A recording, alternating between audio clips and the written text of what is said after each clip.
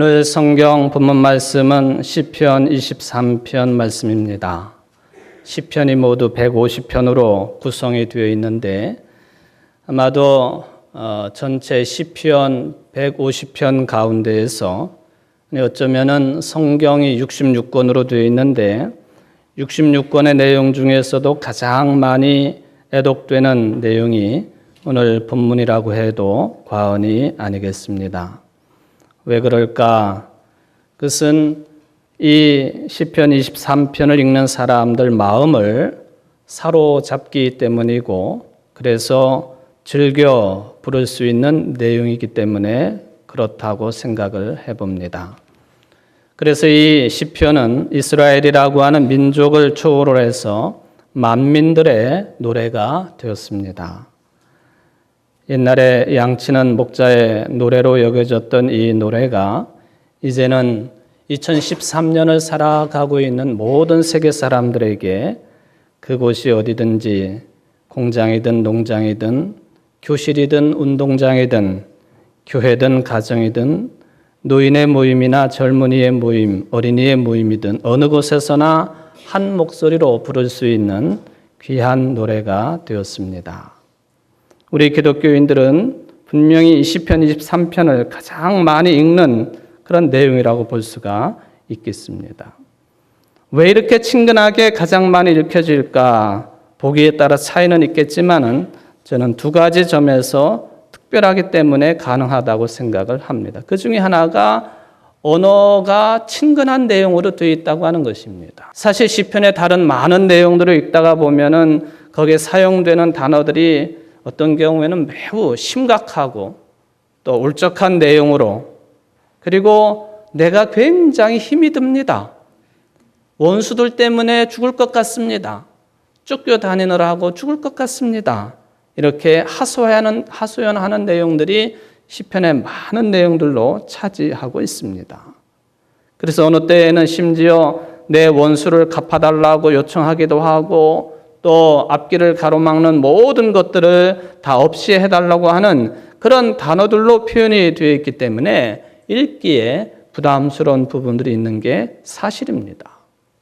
물론 그런 내용들조차도 깊은 신앙으로 읽고 해석해 보면은 아주 깊은 영성이 들어있기는 합니다. 그러나 겉으로 풍겨주는 그런 느낌으로만 본다면 이 시편의 23편의 말씀은 다른 시편들하고는 전혀 다르게 따뜻하고 평안한 느낌을 주기에 누구나 쉽게 대할 수 있다라고 하는 것이죠.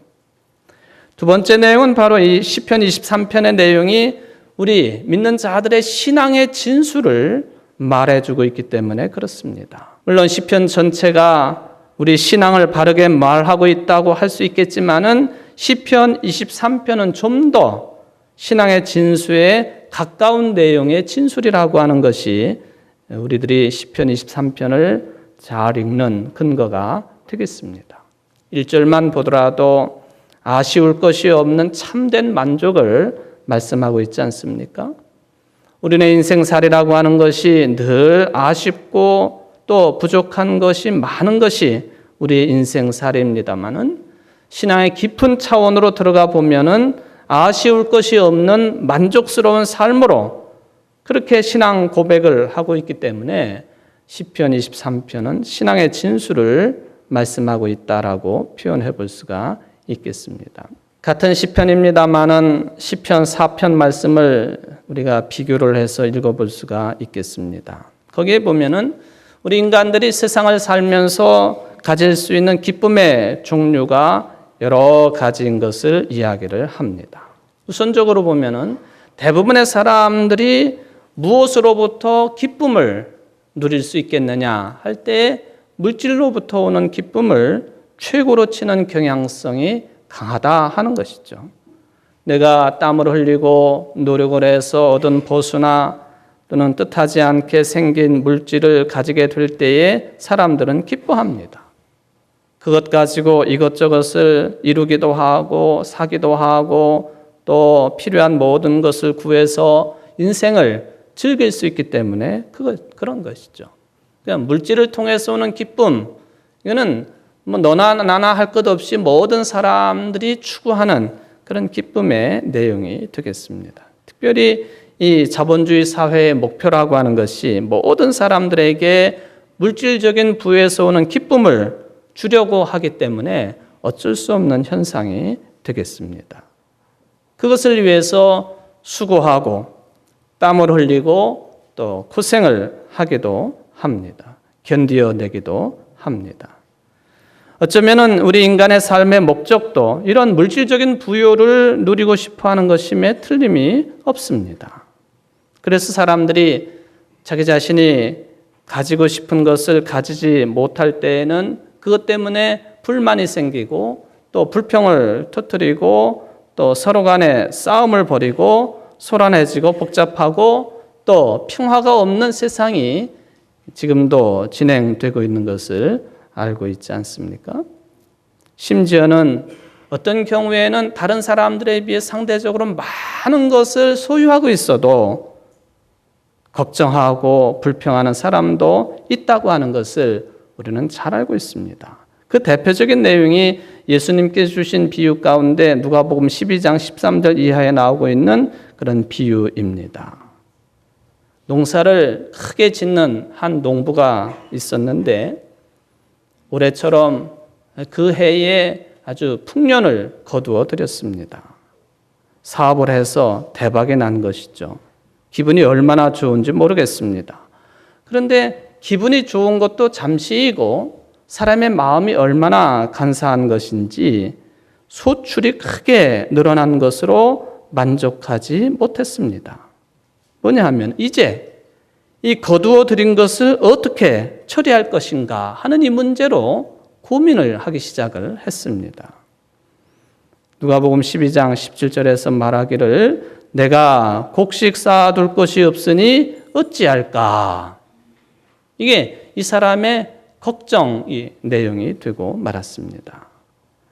이 부자는 곳간을 더 크게 짓고 그곳에 모든 곡식과 물건을 쌓아두기로 결정을 했습니다. 그리고는 이렇게 생각을 정리를 합니다. 내 영혼에게 이르되 영혼아 여러 해 쓸 물건을 많이 쌓아두었으니 평안히 쉬고 먹고 마시고 즐거워하자 하리라.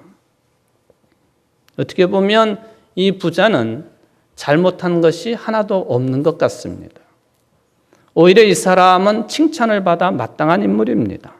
성실하지요. 그러니까 풍년을 맞이할 수 있습니다. 머리도 좋은 것 같습니다. 또 하늘이 덥지 아니하면 농사를 지을 수 없는 것이니 운도 따랐던 것 같습니다. 하나님을 믿는 사람으로 출세하고 성공했으니 보기에도 좋은 인물입니다. 그런데 이 누가복음의 내용이 그렇게만 전개되지 않습니다.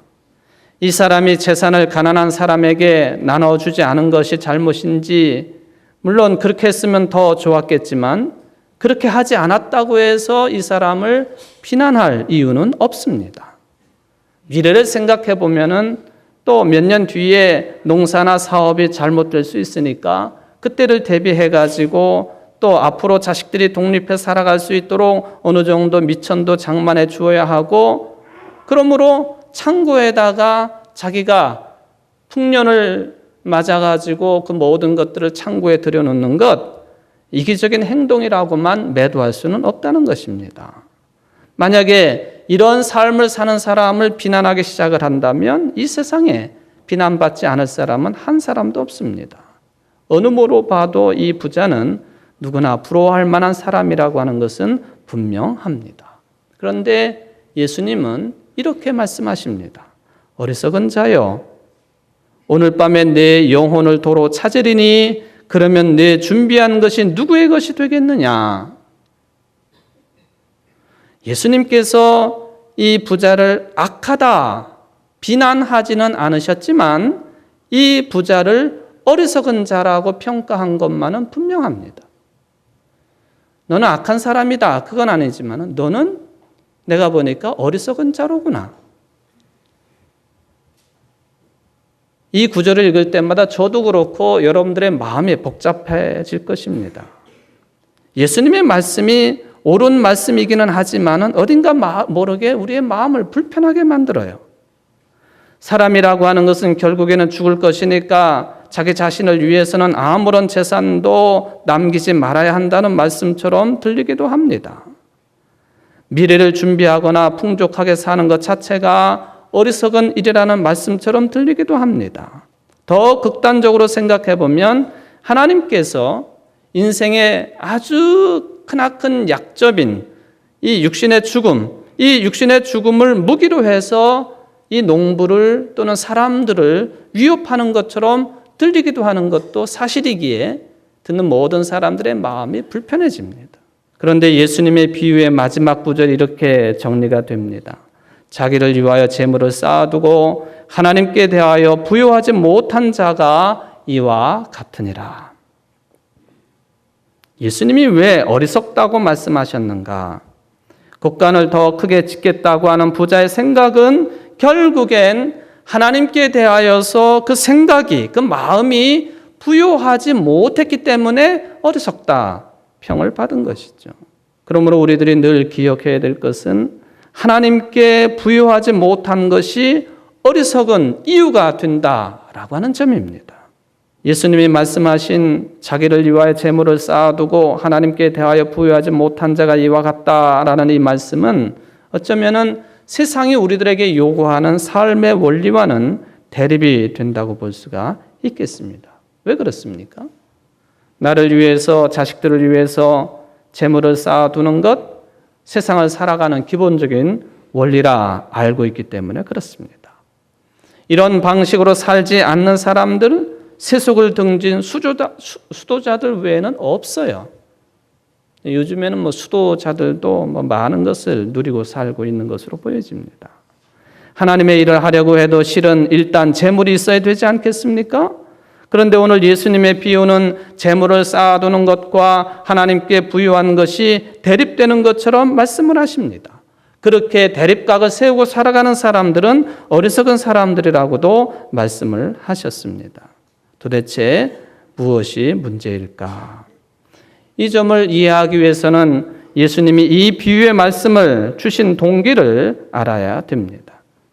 어떤 사람이 예수님께 찾아와 가지고는 우리 형제들 간에 유산을 나누는 문제 때문에 다툼이 생겼습니다. 그러니 이 문제를 당신이 좀 해결해 주십시오 하고 예수님께 요청을 했습니다. 그러자 예수님께서는 당신이 이 세속의 이해타산을 해결해 주는 재판관이 아니라고 말씀하시면서 네가 알아야 될 더 근본적인 문제가 있다라고 이 점을 지적해 주셨습니다. 뭐냐 하면은 삼가 모든 탐심을 물리치라. 사람의 생명이 그 소유에 넉넉한 데 있지 아니하니라. 이게 유산 상속의 문제로 다툼을 벌이고 있는 어떤 사람이 예수님께 해결해 달라고 했을 때 주신 말씀이에요. 모든 탐욕, 탐심을 물리쳐라. 사람의 생명이 그 소유에 넉넉한 데 있지 않다. 그리고는 바로 이 어리석은 부자의 비유를 이어서 말씀해 주신 것이죠. 그러므로 상담을 하러 온 그 사람에게나 또 그 사람과 주변에 있는 제자들이나 예수님을 따르는 사람들에게 주시는 이 비유의 핵심적인 내용은 뭐냐 하면은 사람의 생명이 무엇을 많이 가지고 있다고 하는 소유에 넉넉한 데 있지 않다고 하는 것입니다.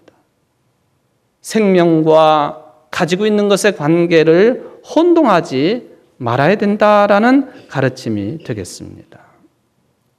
물론 이 말씀이 먹을 것도 입을 것도 살 집도 전혀 없어도 된다 그런 가르침은 아닙니다. 예수님께서도 주기도문을 가르쳐 주시면서 일용할 양식에 대한 기도를 하라고 말씀하시지 않습니까? 문제는 소유가 늘 넉넉해야만이 복되고 행복하고 하나님의 축복을 받은 것이라고 하는 이 고정관념이 착각이라고 하는 것입니다. 많은 돈을 가지고 있고 많은 집을 가지고 있고 많은 것을 누리고 있는 이런 것이 넉넉해야만이 행복하다고 생각하느냐? 그 잘못된 생각이라는 것입니다. 오늘날 우리의 시대는 소유의 넉넉함을 받아들이는 시대 속에 살고 있습니다. 경제를 그래서 강조를 합니다. 정치도 교육도 모두 다가 이런 이념 속에 종속되어 있습니다. 그런데 예수님이 그런 것에 대해서 어리석은 생각이다 말씀을 하시지 않습니까? 만약에 우리 한국이 또는 한국의 교회들이 많이 소유하는 것으로 행복의 어떤 잣대를 그렇게 가지고 있다고 한다면 그런 삶의 패턴은 복음이 아니라 바로 하나님께서 가장 싫어하시는 바 바알 숭배의 모습이라고 하는 것입니다. 도대체 우리의 생명이 소유에 넉넉한 데 있지 않다라는 말씀이 그렇다면 무슨 뜻이겠습니까? 저는 그것을 사람은 아무리 애를 쓰고 노력을 기울여도 아무것도 소유할 수 없는 존재라고 하는 선언이라고 생각합니다. 왜? 우리는 결국에는 소유가 불가능한 피조물의 상태로 살다가 하나님이 부르시면 가야 되기 때문에 그렇죠. 우리가 흔히 하는 말입니다마는 탈무드에 그런 이야기가 기록되어 있지 않습니까? 사람이 태어날 때는 주먹을 꽉 쥐고 태어난다고 하는 것입니다. 세상 살면서 내가 가진 소유를 늘려보겠다고 하는 그런 의지의 표현이라고 하는 것이죠. 그런데 죽을 때에는 누구나가 다 쥐고 있던 손바닥을 펴게 되어 있습니다.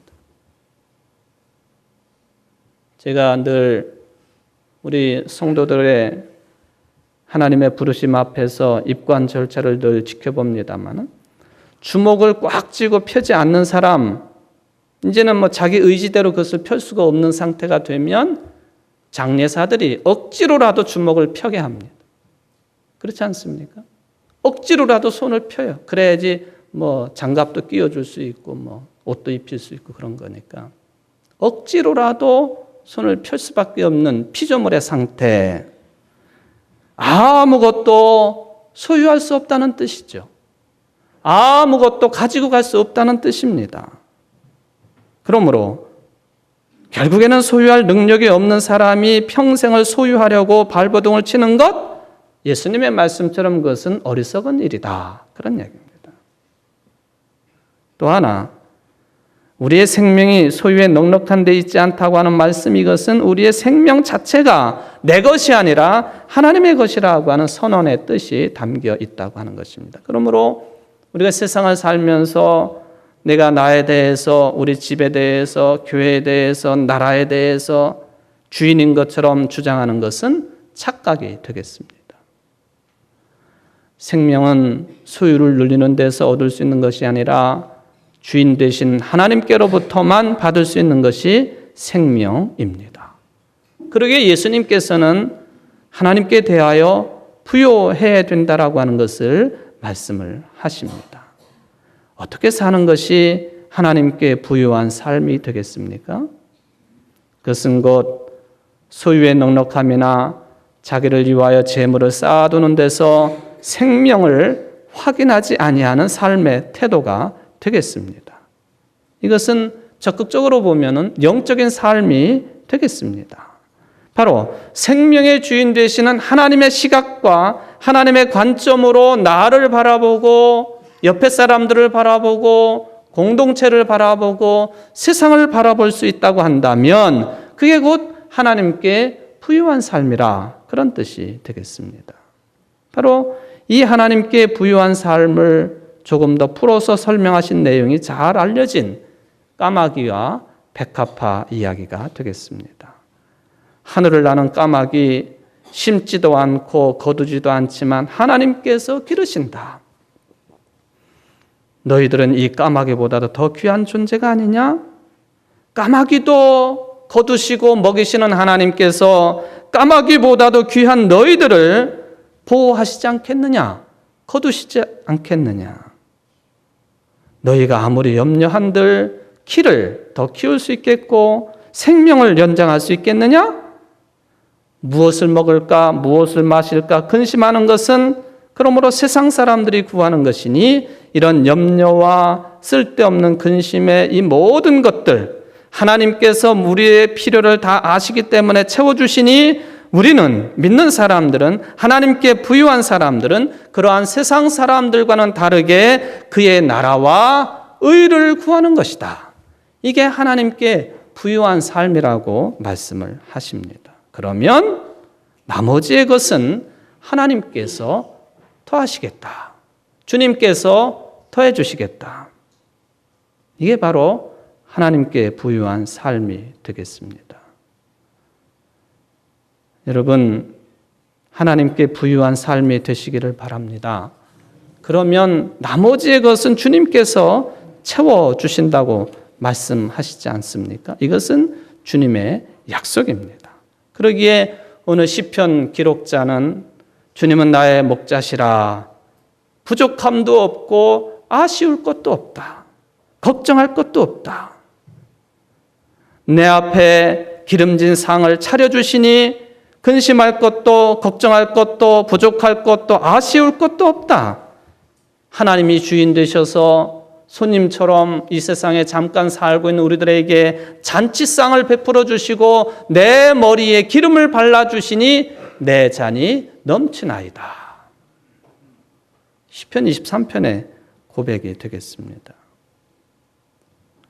독일어 성경이 바로 이런 점을 아주 명확하게 지적을 합니다. 하나님은 주인 되시고 우리는 손님이다. 손님을 위해서 기름진 잔치상을 베풀어 놓으시고 우리에게 먹이게 하시고 또 듣게 하시고 만지게 하시는 그 하나님, 주인 되시는 하나님. 이게 보이는 사람들은 행복한 사람들입니다. 이게 안 보이면 불행스러운 사람이죠. 불행한 사람입니다. 손님이라고 하는 사실을 놓쳐버리고 늘 주인처럼 생각해서 나를 주인 대접해 주지 않나, 조금만 안 주어도 불평하고 나만 이렇게 손해를 볼 수 있나, 이런 현상이 반복이 됩니다. 내가 손님이라고 여겨진다면 주인 되시는 하나님께서 너무나도 풍성한 것을 우리에게 준비를 해 주셨는데 이게 눈에 들어오지 아니하면 기독교 신앙의 기초가 없는 사람이라 그런 뜻입니다. 주변에 너무 지천으로 널려 있으니까 그게 얼마나 값진 것인지, 주인 되신 하나님께서 베풀어 주신 상인지 상에 올려진 음식인지 이걸 모르고 살고 있는 것뿐이지요. 이렇게 좋은 믿음의 식구들끼리 만나 예배드리고 대화하고 또 공동체를 이루어가고 이 모든 생명의 현상들, 이 예배드리는 순간, 친교하는 순간, 이 순간들까지도 다 하나님께서, 주인 되시는 하나님께서 기름지게 베풀어 놓은 상이고 기름이고 잔이다. 이걸 발견할 수 있어야 된다는 것입니다. 그런 사람들에게 무슨 불평이 있겠습니까? 무슨 불만이 있겠습니까? 은총과 복으로 모든 것을 여길 수 있는 우리가 되지 아니하면은 진주를 받은 돼지처럼 욕심사납게 살 수밖에 없다고 하는 것이죠. 오늘 교회 창립 주일을 맞이하고 추수감사주일을 맞이한 성도 여러분, 영적인 눈을 떠서 보십시오. 지천에 널려있는 만나가 보일 것입니다. 언제나 낮이나 밤이나 구름기둥 불기둥으로 인도하시는 하나님의 그 인도하심을 체험하실 수가 있을 것입니다. 이미 여러분의 잔은 부족한 것이 아니라 넘쳐 흐르고 있습니다. 내 잔이 넘치나이다. 이 신앙 고백으로 하나님께 감사하며 살아갈 수 있는 우리 청주 제1교회 모든 성도들 되시기를 주의 이름으로 축원을 드립니다.